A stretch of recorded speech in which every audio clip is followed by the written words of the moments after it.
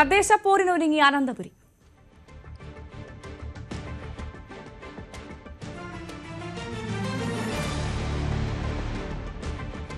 തിരുവനന്തപുരം നഗരസഭാ തെരഞ്ഞെടുപ്പിന് പ്രമുഖരെ സ്ഥാനാർത്ഥികളാക്കി BJP.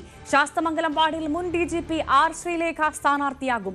V Rajesh കവടിയാറിൽ മത്സരിക്കില്ല, പകരം കൊടുങ്ങാനൂരിൽ സ്ഥാനാർത്ഥിയാവും. പാളയത്ത് മുൻ സ്പോർട്സ് കൌൺസിൽ അധ്യക്ഷ പത്മിനി തോമസ്, തമ്പാനൂരിൽ മുൻ കോൺഗ്രസ് നേതാവ് തമ്പാനൂർ സതീഷ്, നേമത്ത് എം.ആർ. ഗോപൻ, പുന്നയ്ക്കാമുകളിൽ മുൻ കോൺഗ്രസ് നേതാവ് മഹേശ്വരൻ നായർ എന്നിവർ സ്ഥാനാർത്ഥികളാകും.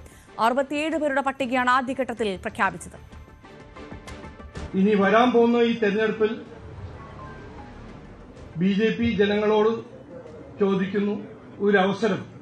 ഭരിക്കാൻ മാത്രമല്ല, ബിജെപിന്റെ വികസിത അനന്തപുരി എന്ന കാഴ്ചപ്പാട് സൃഷ്ടിക്കാൻ ഒരു അവസരം ചോദിക്കുന്നു.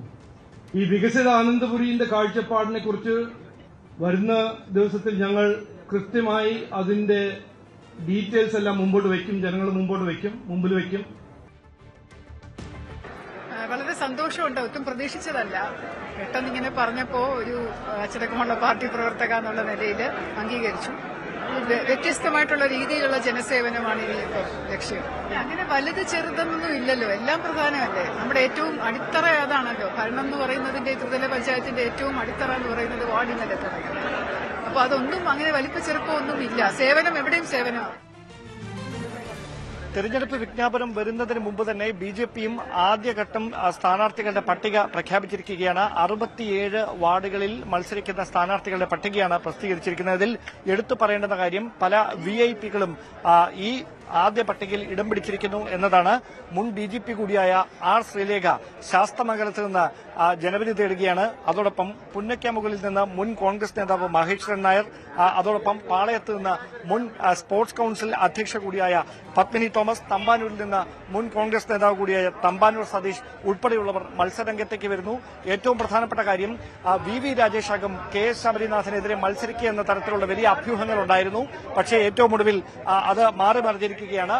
വട്ടിയൂർക്കാവിന്റെ ഭാഗമായ കൊടുങ്ങാനൂരിൽ നിന്നാകും വി രാജേഷ് മത്സരരംഗത്തേക്ക് എത്തുന്നത് എന്നതാണ് എടുത്തു പറയേണ്ടുന്നത്. അതോടൊപ്പം ശബരിനാഥനെതിരെ ആര് മത്സരരംഗത്തേക്ക് എന്നതിൽ ഇപ്പോഴും ഒരു വ്യക്തത വന്നിട്ടില്ല. ഒരുപക്ഷെ അടുത്ത ദിവസമാകും അന്തിമ പട്ടിക പ്രസിദ്ധീകരിക്കുക. അവിടെയാകും സർപ്രൈസായി കവടിയാറിലേക്ക് ആരെയാകും സ്ഥാനാർത്ഥിയാക്കുക എന്ന കാര്യത്തിൽ ഒരു വ്യക്തത വരിക. എന്തായാലും വലിയ ആവേശത്തോടെയാണ് ഈ സ്ഥാനാർത്ഥി പ്രഖ്യാപനം നടന്നിരിക്കുന്നത്. അങ്ങനെയെങ്കിൽ 5 വർഷത്തെ പ്രതിപക്ഷത്തിരുന്നുകൊണ്ട് ചെയ്യാൻ കഴിഞ്ഞ പ്രവർത്തനങ്ങൾ എടുത്ത് പറഞ്ഞുകൊണ്ട് അക്കമിട്ട് നിരത്തിക്കൊണ്ടാണ് ഇനി അധികാരത്തിലേക്ക് എത്തിയാൽ വികസിത അനന്തപുരി എന്ന ലക്ഷ്യം മുമ്പോട്ട് വെച്ചുകൊണ്ട് രാജ്യത്തെ ഏറ്റവും മികച്ച നഗരങ്ങളിൽ ഒന്നാമതായി തലസ്ഥാനത്തെ എത്തിക്കുക എന്ന തരത്തിലായിരിക്കും പ്രവർത്തനമെന്ന് ബിജെപി സംസ്ഥാന അധ്യക്ഷൻ രാജീവ് ചന്ദ്രശേഖർ തന്നെ വ്യക്തമാക്കിയിരിക്കുന്നത്. എന്തായാലും വലിയ ആവേശത്തോടെയാണ് ബിജെപിയുടെ 1ാം ഘട്ട സ്ഥാനാർത്ഥി പ്രഖ്യാപനം പൂർത്തിയായിരിക്കുന്നത്.